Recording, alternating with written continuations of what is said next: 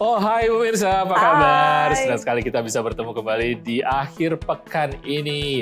Akhir pekan ini mudah-mudahan kita semua bisa rileks sedikit, lebih tenang. Mungkin beberapa minggu belakangan banyak sekali menghindari pertemuan juga, dan WhatsApp-nya juga banyak yang di-mute ya. Langsung blow up ya pemirsa. Tapi sekarang sudah agak tenangan. Mungkin juga sekarang sudah ramai lagi dengan apa nih? Persiapan untuk Ramadan, masih lama ya? Ya, mungkin untuk udah persiapan atur menu dari sekarang ya, gitu. ataupun juga untuk janjian-janjian yang lain yang minggu-minggu lalu isu-isu itu mungkin sudah reda ya, ketenangan dikit betul. ya. Dan saatnya untuk menikmati berita-berita ringan yang akan kami sampaikan di reportase weekend kali ini. Mata pelajaran tulis sambung sebenarnya dulu waktu SD di Indonesia juga menjadi mata pelajaran wajib ketika kita mulai belajar menulis tangan. Di Amerika, sebuah sekolah dekat Los Angeles bahkan mulai mengajarkan kelas menulis ini sebelum Pemda dari negara bagian mewajibkannya. Jatuh cinta dengan fotografi sejak SMA di Bandung. Agung Fauzi, diaspora Indonesia di Reston, Virginia, merintis Seize the Day Photography. Bisnis fotografi yang mulai dilakoni sejak tahun 2006 di Texas ini kini telah berkembang dan menawarkan jasa pemotretan pernikahan, korporasi, hingga ke sekolah. Kali ini kami mengajak Anda melihat beberapa stasiun kereta di sekitar Washington DC yang menawarkan desain berbeda mulai dari yang klasik hingga modern. Salah satu ciri yang menonjol adalah bentuk kubah stasiun yang mirip dengan roti waffle. Pemirsa, banyak generasi anak-anak era digital yang sebenarnya sudah terbiasa dengan komputer, tablet, dan mereka sudah terbiasa sekali untuk menulis dengan mengetik melalui tablet atau komputer. Tapi belakangan ini memang banyak dianjurkan untuk belajar kembali menulis sambung atau menulis tulisan sambung yang dipelajari di waktu SD. Zaman dulu ya, kita di SD ya. Kalau misalnya masih ingat pemirsa, dulu itu di SD saya ingat banget ada bukunya khusus bahkan. Jadi 2 garis itu, yang satu lebih kurus ya, yang satu lagi lebih besar gitu. Itu fungsinya untuk belajar menulis sambung atau cursive di Amerika Serikat. Nah, rupanya pelajaran menulis sambung ini mulai digalakan lagi di Amerika Serikat karena kekhawatiran akan anak-anak yang besar di era digital tadi. Contohnya adalah sebuah sekolah di Los Angeles, California yang mulai memberlakukan pelajaran tersebut dan bahkan sebelum pemerintah daerah California memberlakukan hukumnya.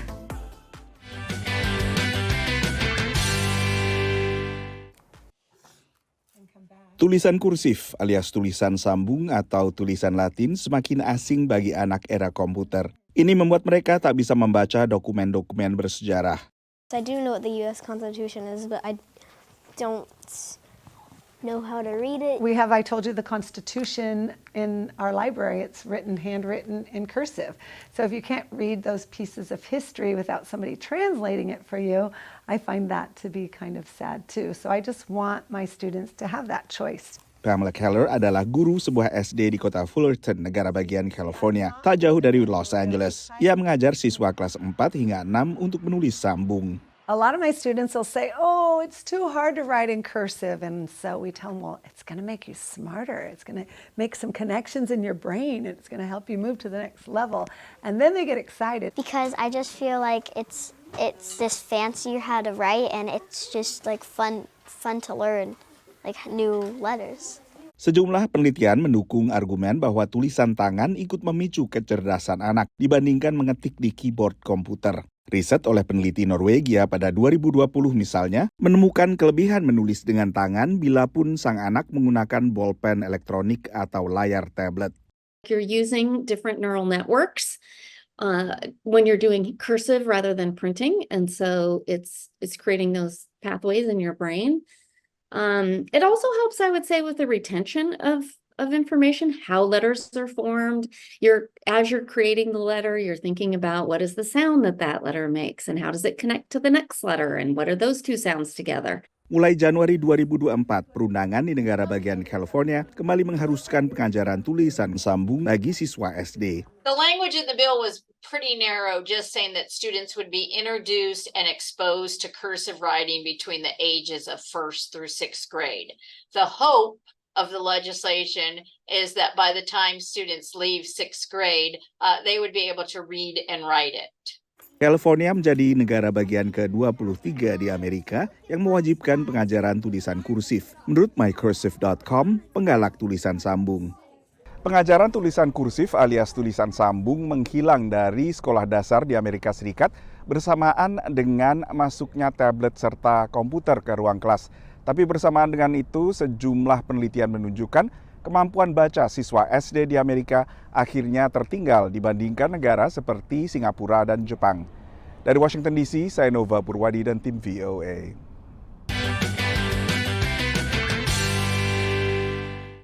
Ian, sebetulnya ini menurut saya agak-agak kayak era kebalikan ya. Kalau dulu kita belajar dari menulis biasa, lalu menulis sambung, belajar mengetik, lalu belajar komputer. Nah, habis itu belajar handphone gitu ya, gadget, iPad dan lain sebagainya. Kalau sekarang kebalik ya. Kebalik ya. Jadi harus kembali ke dasarnya. Dasarnya, menulis sambung itu indah kok pemirsa. Karena saya juga masih membiasakan diri menulis sambung, terutama untuk mengirim kartu ucapan. Nah, itu jadi menarik sekali karena jadi lebih lebih personal ya. Personal, bermakna, dan juga kayak kelihatan ada effort lah, ada usaha yang ditaruh di situ. Betul sekali. Oke pemirsa, masih banyak liputan lainnya. Jangan kemana-mana, stick around di Reportase Weekend.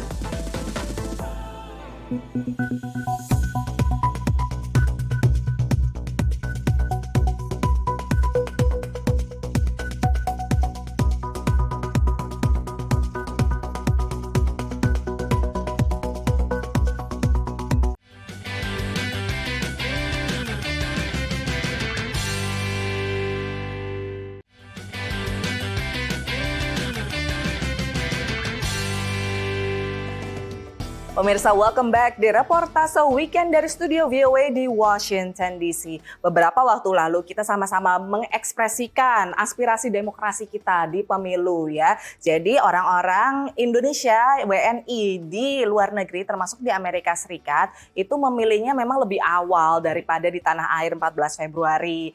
Nah, di situ kita bisa menyaksikan semua orang, mulai dari orang yang biasa seperti saya hingga para selebriti Indonesia ikut ke TPS, mencoblos memberikan hak suara. Ya, selebriti Indonesia ikut pesta demokrasi di luar negeri karena kebetulan lagi ada di sini. Betul. Dan kita juga akan mengikuti entertainment update mengenai pertunjukan halftime show di Super Bowl bersama Gandhira Pratama.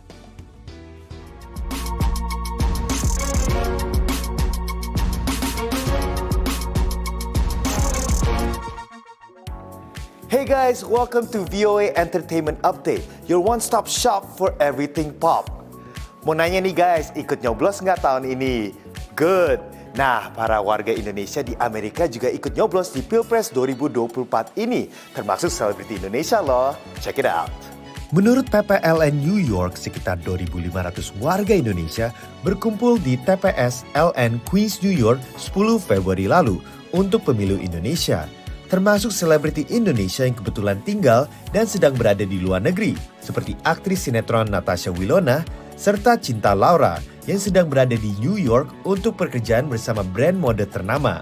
Tapi tadi experience-nya lancar banget, tertib banget, super efficient, dan aku suka itu. Benar-benar semuanya itu sangat jelas dan tertata dan membuat experience nyoblos jadi lebih mudah dan menyenangkan. So I'm so glad I did it here. It's my first time voting abroad.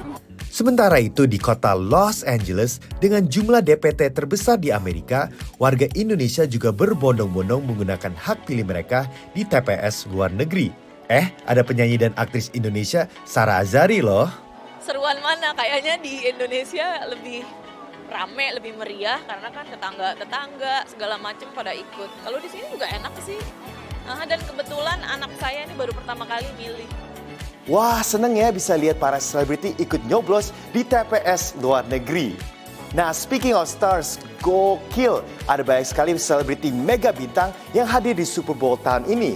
Dan mereka juga ikut tampil di Super Bowl Halftime Show bersama Grammy-winning R&B singer Usher. Stadium Allegiant di Las Vegas, Nevada dipenuhi lebih dari 60.000 fans American football untuk menyaksikan final NFL antara tim San Francisco 49ers dan Kansas City Chiefs awal Februari lalu. Penyanyi R&B legendaris Usher menjadi pengisi acara halftime show dan berkolaborasi bersama artis-artis ternama lainnya. Usher berbagi panggung dengan Alicia Keys untuk lagu If I Ain't Got You, disusul duet My Boo. Her juga memukau para penonton dengan gitar solo yang energetik dan epic. Penyanyi Black Eyed Peas, will.i.am, membawakan Oh My God saat Usher memutari panggung dengan rollerblade. Pertunjukan diakhiri dengan penampilan lagu Turn Down For What dan Yeah bersama rapper hip-hop legendaris Lil Jon dan Ludacris. Para Swifties juga heboh ketika melihat Taylor Swift celebrate bersama pacarnya yang juga atlet Kansas City Chiefs, Travis Kelce. Timnya menjadi juara Super Bowl 2 tahun berturut-turut. Gila, Taylor Swift udah di Las Vegas aja. Padahal sehari sebelumnya baru tampil di Tokyo. Nah, itu dia namanya power couple. Congratulations to the Kansas City Chiefs dan juga Usher karena Super Bowl halftime show performance-nya keren banget, asik banget. Oke, sekian dulu dari VOA Entertainment Update. Saya Gandhira Pratama signing out dari studio VOA di Washington DC. I'll see you guys next time. Peace.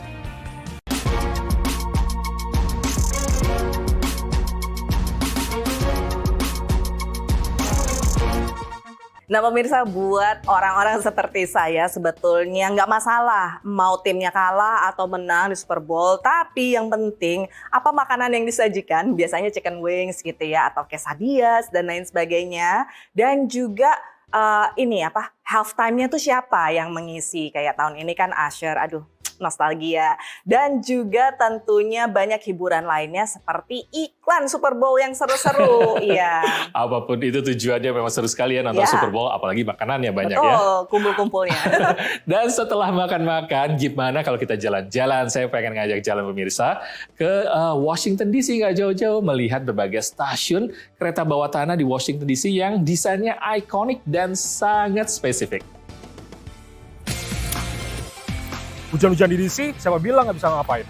Karena DC punya Metro.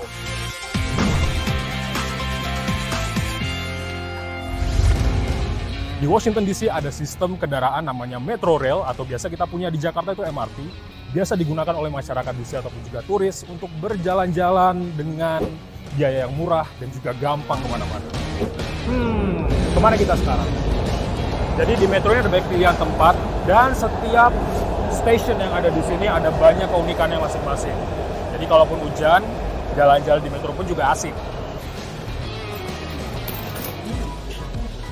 Metro Station ini didesain oleh Harry Reese tahun 1969. Ini gerbongnya termasuk gerbong yang lama nih, soalnya bentuknya agak sedikit agak warna kuning-kuning. Kalau yang baru bentukannya lebih modern dan lebih banyak terlihat lebih bersih gitu. Oke, kita sekarang menuju ke Reston, kita akan jalan-jalan lagi. Tapi kali ini di kereta nih, nggak sengaja kita ketemu sama teman-teman dari Indonesia tuh di sana tuh. Jadi yang paling kalian suka dari Metro Station DC itu apa? Kalau aku sih mungkin dari desainnya ini ya, jadi itu unik aja menurutku. Terus yang kedua itu kayak pedestrian friendly aja, jadi kalau misalnya ada hujan atau cuaca lagi buruk ini menurutku safe banget gitu. Sebenarnya relatif bersih dan terawat kalau untuk metro station yang di sini dibandingkan dengan beberapa kota-kota lain di Amerika. Actually ini agak bagus ya, it's kind of beautiful. I mean like, do you really like the design? I like that. Different stations have different designs. Really? And what do you like about this one? The waffle. The waffle.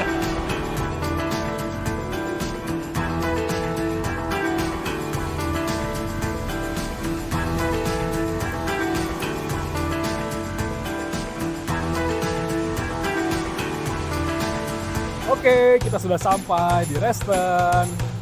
Ini tempatnya lumayan modern dibanding dengan stasiun-stasiun yang ada di DC lainnya tadi. Kita udah lihat kan gimana stasiun DC lebih klasik, kalau ini lebih modern kayak di Jakarta atau Singapura nih. Walaupun sekarang udah agak hujan, jadi ya kita bisa lihat di sini ada ikan-ikan yang ada di LCD tapi kayak akuarium gitu loh guys. Jadi tempatnya ini keren banget. Ya bisa jalan-jalan, ada CVS, ada Founding Farmers, ada toko-toko. Buat foto-foto di Instagram juga asik. Begitulah, jalan-jalan walaupun hujan tetap tidak masalah selama ada metro. Jadi, Sampai jumpa di Jalan Yuk selanjutnya.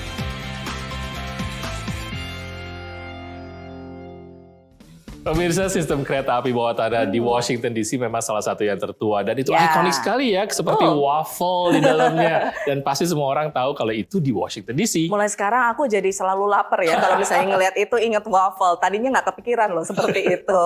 Nah pemirsa, tapi sayangnya metro di Washington DC itu nggak seperti di New York yang 24 jam ya. Dan memang jadinya kita harus pintar-pintar ngatur waktu. Jangan sampai ketinggalan metro yang terakhir, kalau nggak harus nginep pemirsa. Nah pemirsa, kalau gitu kita sekarang istirahat lagi tapi jangan kemana-mana. Kembali setelah yang satu ini masih di Reportase Weekend.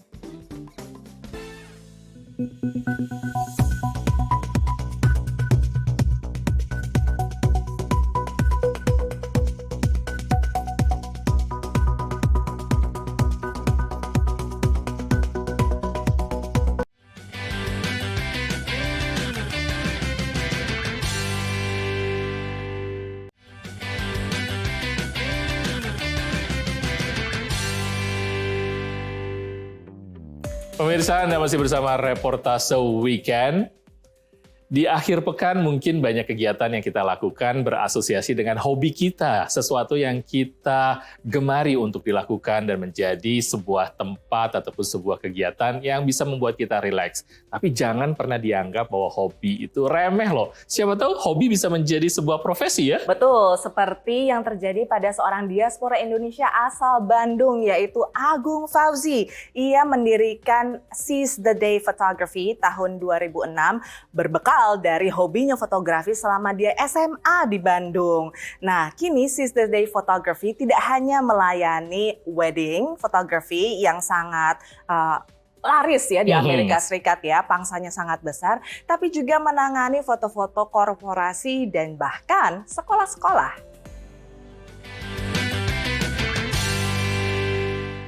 Who's that guy? Oh yeah, I like that. I like that.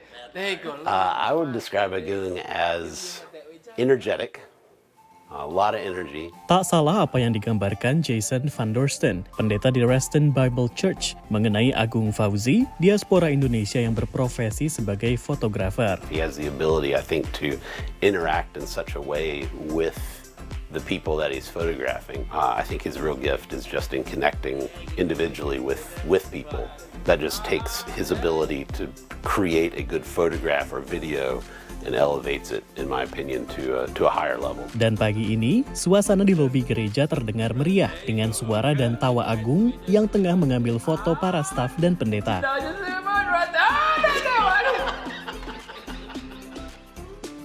Dan biasanya kayak dialek saya, like waktu saya bahasa Inggris, itu mereka sound make them happy. Mengabadikan kebahagiaan yang terekam dalam hasil bidikan kameranya menjadi kepuasan bagi Agung yang mulai jatuh cinta dengan fotografi sejak SMA di Bandung. Karena saya bisa men-stop waktu dan rekam di gambar dan nanti 50 tahun lagi mereka lihat, mereka bisa teringat how the moment so priceless. Setelah pindah ke Amerika, ia mulai menjadi fotografer pernikahan dan merintis Seize the Day Photography tahun 2006 di Texas. Karena setiap assignment, headshot, or family portrait, senior portrait, atau corporate event, wedding, semuanya itu have to be seize the moment, seize the moment. Ia pindah ke Centerville, Virginia tahun 2009 dan meneruskan bisnisnya yang menawarkan jasa foto pernikahan, foto keluarga, perusahaan, dan sekolah. Bradley Johannes, siswa SMA kelas 12 di South Riding, Virginia, mengakui foto untuk buku tahunan sekolah amatlah penting. Diakuinya, Agung dengan sabar membantu para siswa agar dapat merasa nyaman saat pengambilan foto. So, Mr. Agung was able to make it really special because he's very charismatic and he's a very kind person. He was able to make us happy when we were taking pictures, and he just came with energy and just brought the whole mood up. Walaupun biaya yang dibebankan Agung untuk kliennya tidak murah, seperti foto pernikahan yang berkisar dari 4.000 hingga 10.000, bahkan $15.000, namun Agung juga fleksibel dalam membebankan biaya pemotretan kepada klien. Straight point ya, langsung saya bilang budgetnya berapa? Budgetnya $1.000, ayo. Saya akan bantu, karena kebanyakan pengalaman saya setelah saya bantu itu, mereka akan kembali lagi. Kalau saya dari bisnis ini tidak mau jadi kaya, tapi mau jadi leave legacy. Jadinya kalau saya bisa membantu orang, akan saya bantu. Di end of the day, saya ingin mereka remember the experience. Saya waktu dipotret sama Mas Agung ini punya pengalaman yang sangat gembira. Dari Reston, Virginia, tim VOA.